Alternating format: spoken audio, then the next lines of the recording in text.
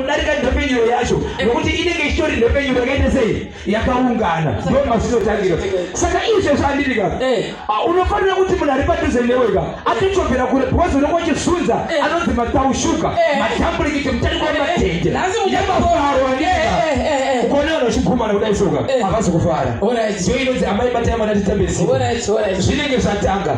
tochitanga ere kumatsutsura tombo tsutsura ere tunjimura tombo dasengeti mucheche tombo imbandika tikapedza kuimba tewandini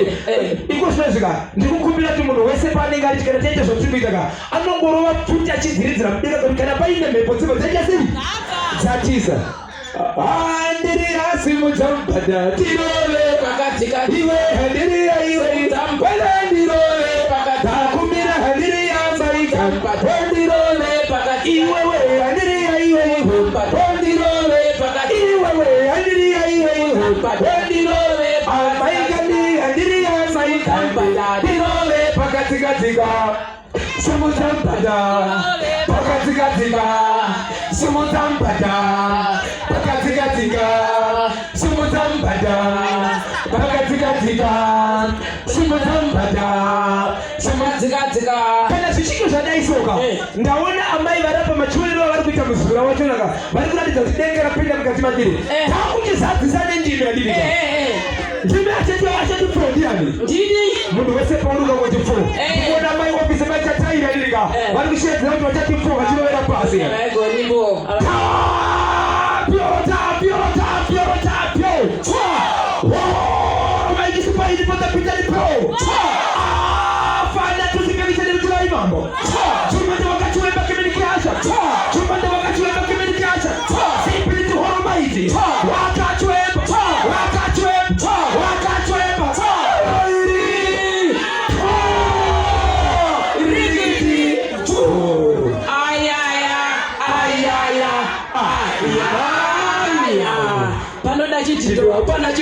Panoda chitindo Joshua panoda chitindo Joshua atatenda vawose ndozva vanditendera kuti ndikoita akuda tenda maita vausi mati baba vao kwenyu nai maita bozhongora mabozhongora ini kumarari kuti